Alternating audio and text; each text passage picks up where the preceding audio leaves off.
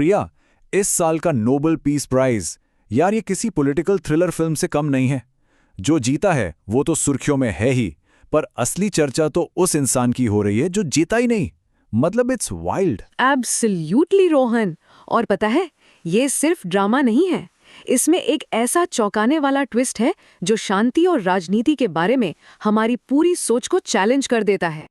और इस कहानी का सबसे हैरान करने वाला हिस्सा विनर मारिया कुरीना मचाडो के अपने शब्दों में छिपा है। उन्होंने कहा, ये नोबेल शांति पुरस्कार वेनेजुएला के बहादुर लोगों का है। और फिर उन्होंने एक ऐसा बॉम्बशेल ड्रॉप किया, और साथ ही राष्ट्रपति डोनाल्ड ट्रंप का भी। एक मिनट, क्या मतलब जिस इंसान ने अवार्ड जीता उसने अपना अवार्ड उसी इंसान को डेडिकेट कर दिया जो रेस में था पर हार गया? ये कैसे हो सकता है? प्रिया प्लीज इसे जरा समझाओ, ये क्या चल रहा है? ठीक है, चलो इस पहेली को शुरू से सुलझाते हैं। और इसके लिए हमें सबसे पहले ये समझना होगा कि डोनाल्ड ट्रंप आखिर इस प्राइज के इतने बड़े दावेदार थे ही क्यों। ओके, तो देखो, ट्रंप के केस के दो बिल्कुल अलग अलग पहलू थे। एक तरफ उनके सपोर्टर्स ने इब्राहिम अकॉर्ड्स जैसी बड़ी डिप्लोमेटिक जीतें गिनाई, जिसने इजराइल और कई अरब देशों के बीच रिश्ते नॉर्मल किए।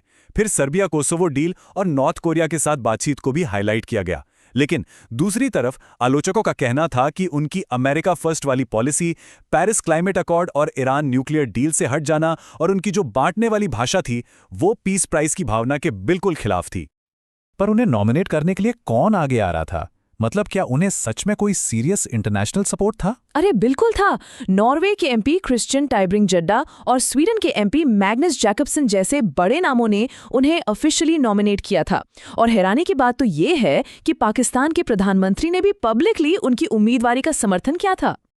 और इस सब में सबसे बड़ी आयरनी तो ये है, साल 2009 में जब बराक ओबामा को यही अवार्ड मिला था, तो ट्रंप उनके सबसे बड़े आलोचकों में से एक थे।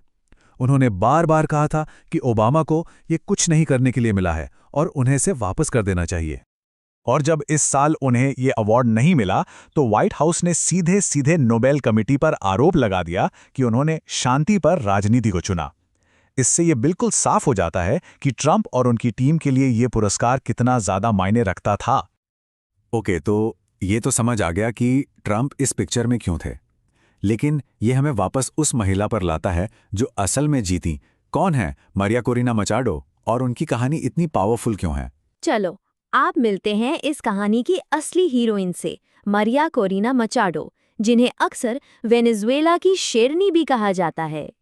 पिछले 2 दशकों से भी ज्यादा समय से वो वेनेजुएला में लोकतंत्र के लिए लड़ रही हैं। सोचो जरा, उन्होंने 2004 में सुमाते नाम का एक वोटर राइट्स ग्रुप शुरू किया, जो वो ह्यूगो चावेज जैसे ताकतवर लीडर के खिलाफ खड़ी हुई।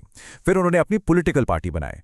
वो चावेज और उनके बाद आए निकोलस मदुरो जैसे अथॉरिटेरियन रूलर्स की सबसे मुखर आवाजों में से एक रही हैं। उन्होंने बिखरे हुए विपक्ष को एक किया, और इसकी उन्हें बहुत बड़ी कीमत चुकानी पड़ी। सरकार ने उन्हें चुप कराने की हर मुमकिन कोशिश की, उन पर ऑफिस होल्ड करने पर बैन लगाया, उन्हें धमकाया और लगातार परेशान किया।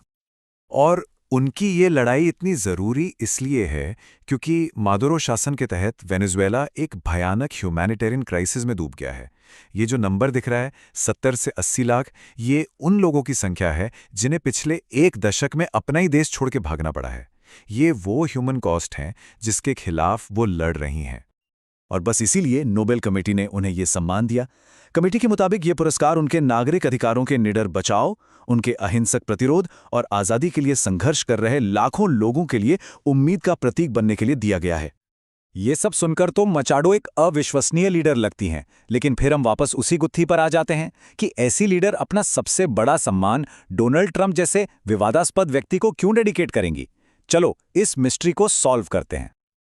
ओके, चलो मचाडो के लॉजिक को स्टेप बाय स्टेप समझते हैं। उनके नजरिए से उनके आंदोलन के लिए ट्रंप का समर्थन एक लाइफलाइन की तरह था। पहली बात, ट्रंप प्रशासन ने एक बहुत बड़ा कदम उठाया। उन्होंने विपक्ष को वेनेजुएला की असली सरकार के तौर पर मान्यता दी।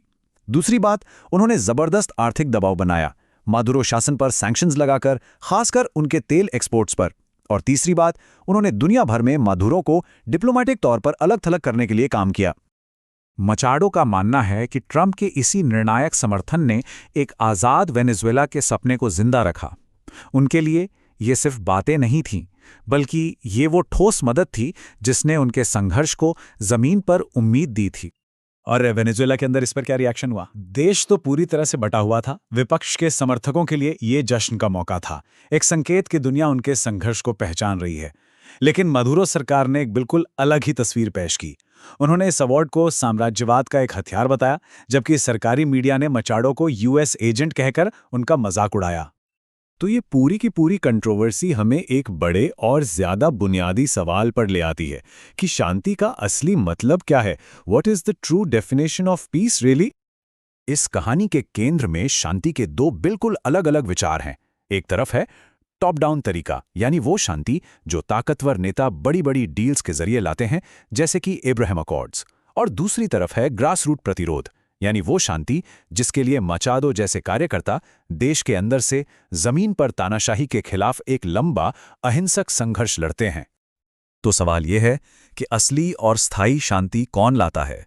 बाहर से समझौते कराने वाला एक शक्तिशाली डीलर, या अंदर से बदलाव के लिए लड़ने वाला एक निडर एक्टिविस्ट? इस साल का नोबेल पुरस्कार हमें कोई आसान जवाब तो नहीं देता, लेकिन ये हमें यही सवाल पूछने पर जरूर मजबूर करता है। और ये एक ऐसा सवाल है जिस पर हम सबको सोचना चाहिए।